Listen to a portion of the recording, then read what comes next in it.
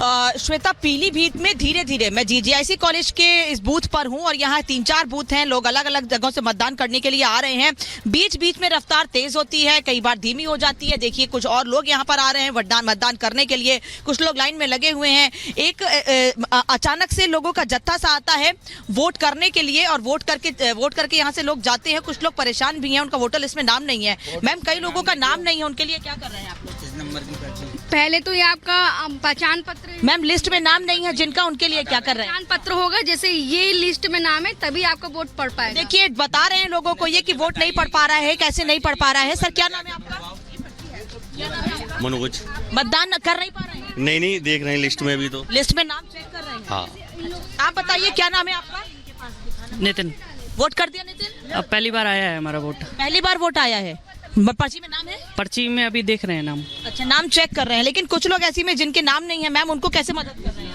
Ma'am, इसका तो process यही है, जब वोटर लिस्ट में जब होगा जब ही मैम होगा। इसके अगर जब तक वोटर लिस्ट में नहीं तब तक मैम नहीं हो पाएगा। वोटर लिस्ट में नाम नहीं है तो नहीं हो पाएगा? नहीं हो पाएगा मैम। सरकार बनेगा, 2 मिनट बिल्कुल रिपीट होगा। बिल्कुल ठीक है। उल्टा पिछली बार से ज्यादा सांसद हमारे जीत के आएंगे।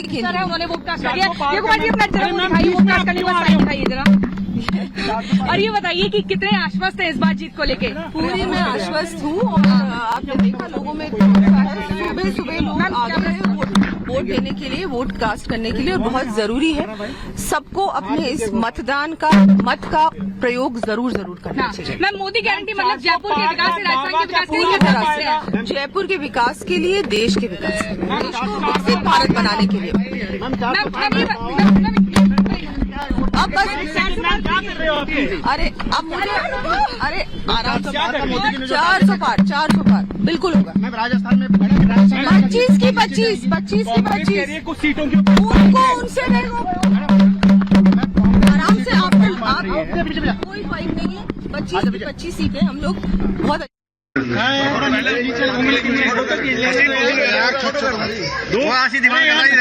आईडी लगाओ, आईडी नीचे कर ले यार।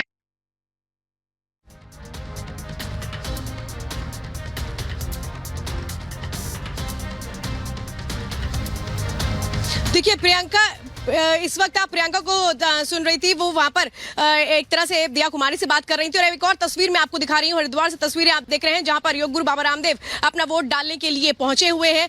बहुत अहम है कि मतदान समय पे किया जाए, क्योंकि वही बड़ी भागीदारी है जो एक स्वस्थ लोकतंत्र को आगे बढ़ाती है। तस्वीर इस वक्त देख रहे हैं और रामदेव कुछ कह भी रहे हैं, जरा सुनते हैं। देखिए, फिलहाल वो दिखा रहे हैं अब उंगली का निशान, वो दिखा रहे हैं अपनी उंगली में कि कैसे वो जो स्याही है, ये गर्व की स्याही होती है जो हर कोई आज लगवाना चाहता है। और हम कहेंगे कि अपने अपने घरों से निकलिए, क्योंकि माता जी से भी बात की, उनका यही कहना था कि इस बार जनता बदलाव चाहती है, देश के विकास के लिए यहाँ पर वोटिंग जो है उसके लिए फोकस किया। और देखिए, कुछ लोग यहाँ पर व्हील चेयर से भी यहाँ पर आए हैं वोट डालने। जी, और सत्या, मध्य प्रदेश के छिंदवाड़ा से सीधे अलवर चलते हैं, क्योंकि अलवर में मौजूदा सांसद बाबा बालकनाथ से हमारे सहयोगी ने बात की है। सुनते हैं कि बाबा बालकनाथ इस चुनाव को लेकर क्या कह रहे हैं। भारतीय जनता पार्टी के साथ में और भी बेहतर, 19 से भी बेहतर जोड़ने का काम करेंगे। और बहुत अच्छा माहौल है पूरे देश और प्रदेश के अंदर। और निश्चित रूप से इस बार फिर से मोदी सरकार और 400 पार का नारा जो माननीय प्रधानमंत्री जी ने दिया वो सिद्ध होगा। एनडीए ने जो नारा दिया, आपने कहा, वो उसको किस तरीके से देखते हैं? लगातार जो विपक्षी है वो हमलावर है और राहुल गांधी भी हमलावर है। वो कहते हैं कि 150 में ही ढेर हो जाएगी एनडीए। राहुल गांधी, देखिए, राहुल गांधी को इन चीज़ों की कोई समझ नहीं है। और फिर कांग्रेस का एक व्यक्ति है जो कांग्रेस उसको अपना एक तरह से उसको नेता मानती है, क्योंकि कांग्रेस की भी मजबूरी है कि किसी और को नेता मानेंगे तो कांग्रेस ही नहीं बचेगी। तो मैं मानता हूँ कि राहुल गांधी का कोई भी वाक्य कहा वो जनता सुनती नहीं, उस पर कोई भी गंभीरता से विचार नहीं करता है, क्योंकि ये बातें एक समझदार व्यक्ति को, एक राजनीतिक व्यक्ति को मैं मानता हूँ शोभा नहीं देती कि 150 पार। हाँ, ये हो सकता है कि कांग्रेस पार्टी अब की बार 50 का आंकड़ा भी ना छू पाए। ईवीएम पे लगातार जो विपक्षी पार्टी सवाल उठा रही है, उसको लेकर क्या कहेंगे आप? देखिए, ईवीएम पर ठीकरा फोड़ना, एजेंसियों पर ठीकरा फोड़ना, अब इनके पास कुछ बचा नहीं है। ये लोग, जो जनता इनको स्वीकार नहीं कर रही, अब जनता को बरगलाने के लिए, अपनी हार को ये भी स्वीकार नहीं कर रहे, जनता को बरगलाने के लिए इस तरह की बातें करते हैं। इनको अपनी हार को स्वीकार कर लेना चाहिए और कांग्रेस पार्टी को सदा सदा के लिए बंद कर देना चाहिए। विकास के लिए, देश के विकास के लिए किस तरह की सरकार को देखते हैं आप? देखिए, क्षेत्र के और देश के विकास के लिए जनता देखती है कि मोदी जी ही हैं जो देश की जनता की सेवा कर सकते हैं, देश को विकास के पथ पर आगे बढ़ा सकते हैं। उनकी गारंटी पर, उनके ऊपर ही जनता विश्वास करती है। विपक्ष को क्या मैसेज देना? विपक्ष को यही मैसेज देना चाहूँगा कि क्यों अपना खर्चा लगा रहे हो, अपने जो भी कुछ है अपने बाल बच्चों के लिए रखो और अपना जीवन आराम से व्यापन करो और मोदी जी की योजनाओं का लाभ लो।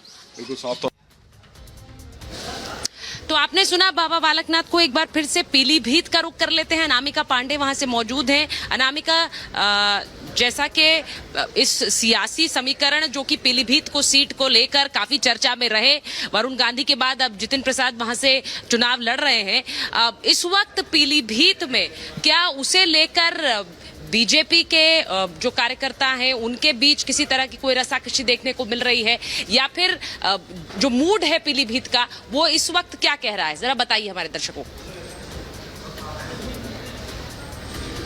सुचरिता, हर जगह पर लोग यही कह रहे हैं कि मोदी को जिताना है और यही सोचकर वोट करने। अभी मैं एक युवा से बात कर रही थी जो फर्स्ट टाइम वोटर थी, वो यही कह रही हैं कि मोदी ने अच्छा काम किया। उनके साथ उनकी माँ थी, वो ये कह रही हैं कि राम मंदिर बनवाया है, घर बनवाया है, इससे ज्यादा क्या चाहिए। कुछ और वोटर हैं, पहली बार वोट किया, इससे पहले वोट कर चुके? पहले भी कर चुके हैं। पहले भी कर चुके हैं। क्या मुद्दे रहे आपके, क्या सोचकर वोट करने? मुद्दे क्या, मतलब कई जगह ऐसे होते हैं कि अवैध कब्जे थे इससे पहले सरकार में, कि किसी की जगह कोई बनवा रहा है, फिर उसमें मुकदमे चले जा रहे हैं, लेकिन मिल ही नहीं रहा। ठीक है, कोई आंसर ही नहीं उसका। अब मुकदमे तो हमेशा चलते रहते हैं। तो अब न्याय मिला है? क्यों नहीं मिला है, हर जगह मिला है। अच्छा, क्या नाम? राम मंदिर था, कब से अब मिला है? पहली बात तो कम आज से 40 साल बाद यहाँ पे प्रधानमंत्री जी यहाँ खुद आए थे, नरेंद्र मोदी जी। इससे पहले कोई प्रधानमंत्री आया नहीं आया। ठीक है, राम मंदिर था, टूटा हुआ पड़ा हुआ था, किसने बनवाया? मोदी ने बनवाया। जो अपनी लेडीज हैं घूम रही है रात भी रात, कोई दिक्कत नहीं है, कोई प्रॉब्लम नहीं है। हाँ, सुरक्षित है। आप बताइए, क्या नाम है आपका? चांदनी। सुरक्षित है आप? हाँ, सुरक्षित है। क्या सोचकर, चांदनी, क्या सोचकर वोट किया आपने? मोदी जी अच्छा काम कर रहे इसलिए वोट किया। क्या अच्छा काम में उन्हीं को ही करते हैं इसलिए। अच्छा। हाँ। उनका काम में क्या अच्छा जी लगा? काम में क्या अच्छा लगा? हर काम अच्छे कर रहे हैं। जैसे राम मंदिर बनवाया है, लेडीज के लिए भी सुविधा वगैरह हो रही है। तो आप मोदी जी के नाम पर वोट करने के लिए आई हैं? में उन्हीं के लिए करते हैं। अच्छा, आप क्या सोचकर वोट करने आए? सर, क्या नाम है आपका? अनुज कुमार गौड़ नाम है मेरा। तो अनुज जी, क्या सोचा आपने, क्या मुद्दे रहे आपके? महंगाई, भ्रष्टाचारी, बेरोजगारी। तो भ्रष्टाचार का मुद्दा लग रहा है बहुत ज्यादा आप लोगों ने सुना है, पता है आपको? जी हाँ, भ्रष्टाचार देखिए, ऐसी कोई सरकार नहीं है जिसमें भ्रष्टाचार नहीं हुआ हो। ये भारतीय जनता सरकार जो पार्टी है इसमें भ्रष्टाचार हुआ है कहीं ना कहीं। जो आप जो देख रहे हैं, आप जो मकान बांटे गए हैं, योजना चली, एक्शन हुआ है उस पर? कोई एक्शन नहीं हुआ है। जो मुद्दे प्रचार में उठते हैं उनकी गूंज लोगों के बीच भी स्वाभाविक रूप से सुनाई देती है। ये सशक्त भारत के लिए, एक विकसित भारत के लिए, सीमाओं की सुरक्षा के लिए, सैनिकों के मनोबल के लिए, गरीबों के कल्याण के लिए, मातृशक्ति की सशक्तिकरण और सुरक्षा के लिए और देश के विकास के लिए, दुनिया के अंदर भारत का परचम फहरे, पूरी दुनिया का नेतृत्व करने वाला भारत बने, तो हम सब लोगों ने आदरणीय मोदी जी को तीसरी बार प्रधानमंत्री बनाने के लिए सबको मतदान करना है। मैं सबसे अपील करता हूँ। मतदान के बाद सर आपने जलपान भी किया सर? वो मैं पूरे प्रदेश के अंदर लगातार सभाओं में गया, लगातार जनसंवाद किया। मैंने लगातार कहा था कि पहले मतदान करना है फिर जलपान करना है, वही मैंने स्वयं भी किया है। मैं सबसे अभी भी अनुरोध करता हूँ कि पहले मतदान करें फिर जलपान करें।